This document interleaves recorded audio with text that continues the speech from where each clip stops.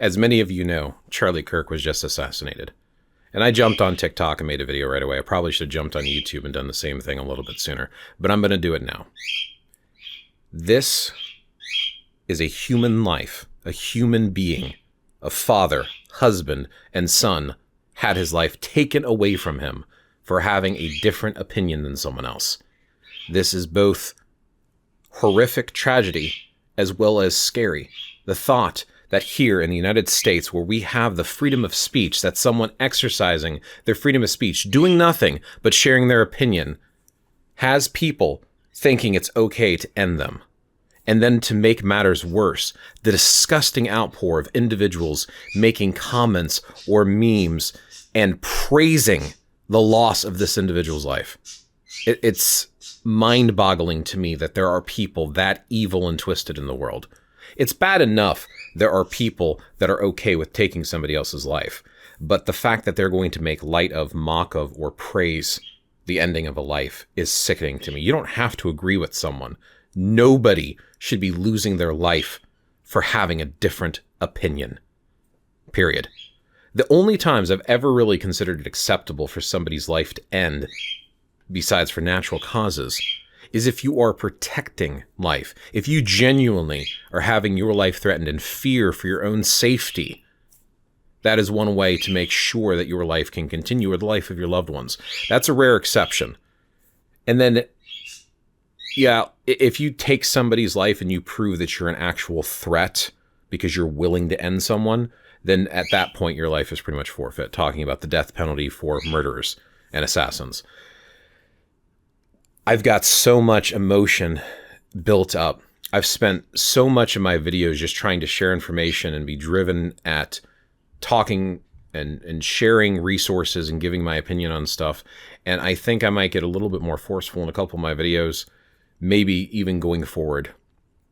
I didn't agree with everything Charlie Kirk said, but that doesn't matter.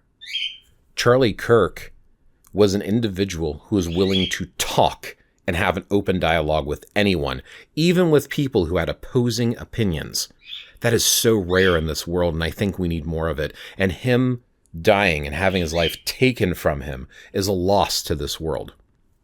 Again, didn't agree with everything he said, but I had a great deal of respect for him because he was willing to not only have an open dialogue and discussion, even with people who had opposing points of view, but he always brought logic.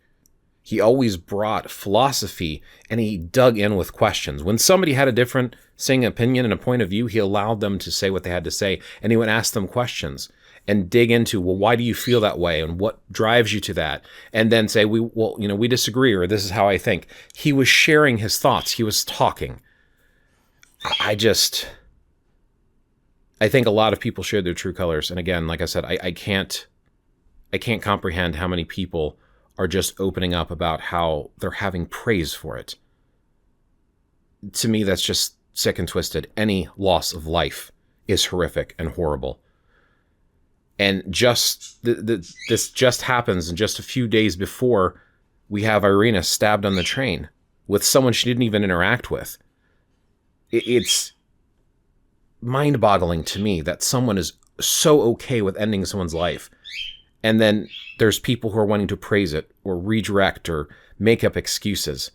Again, it doesn't matter how you felt about Charlie or his opinion. Nobody deserves to have their life ended just for sharing their thoughts.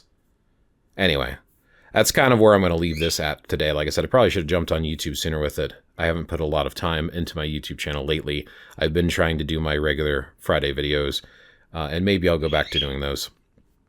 But I just wanted to say a few words on Charlie Kirk and say the world is going to miss him. And I think to remember his legacy of what he did as far as having an open dialogue. Because like he said, which I agree with, it's when we stop talking that there begins to be a problem. When you don't talk to someone and hear them out and they're in an opposing point of view, you start villainizing them and dehumanizing them. So instead, hear them out, hear where they're coming from, and try to be compassionate towards your fellow human beings. That's my advice to you. And you don't have to agree with it, but it's still my opinion, so I'm sharing it. Thanks for watching. I'll catch you in the next one.